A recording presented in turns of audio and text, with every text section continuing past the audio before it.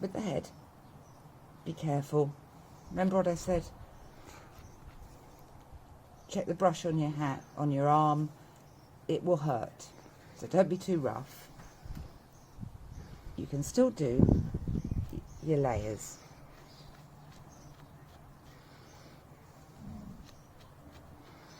See, layers, bring it down.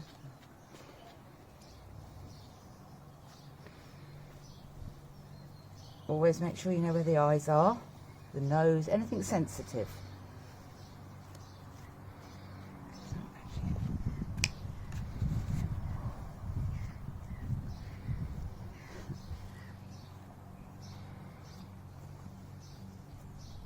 Watch your food pockets in there. Now, see? Just very carefully. You don't want to catch the lips. So, I'm actually risking catching myself more than the dog.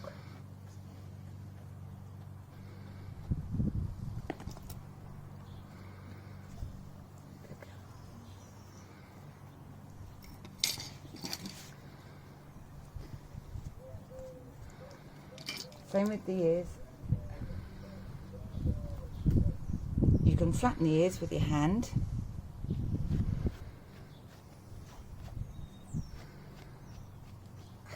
Brush them through. You can do, there we are. See, straight away, I automatically put my hand over her ear, so I can't scratch her ear. Right, and actually I'm still letting that hair down.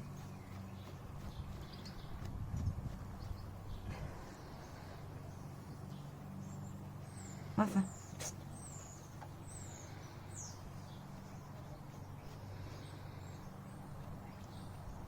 So really use your hand for protection, because then you'll be able to feel that you're getting too close to something delicate. You can shield the eyes, you can shield the lips.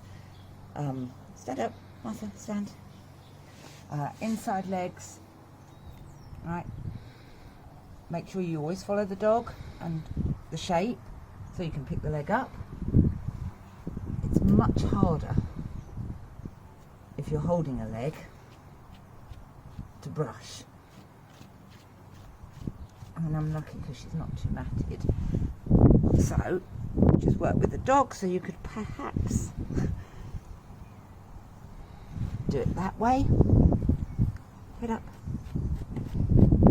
You just have to think of ways. Maybe your dog will lie down. That makes it extremely easy. I've got a grooming table. I'm not using the grooming table because I'm trying to do the brushing as you will be at home at the moment.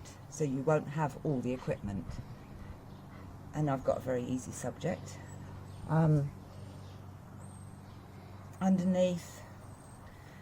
Underneath, Master does move that way.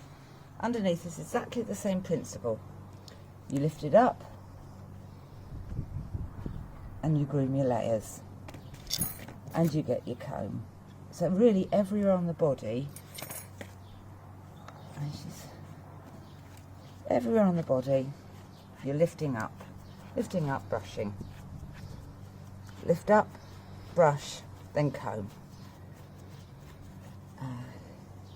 Same with the back legs,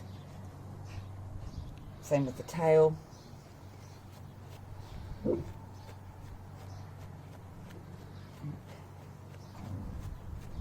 Let's do, right, rhubarb, Martha move.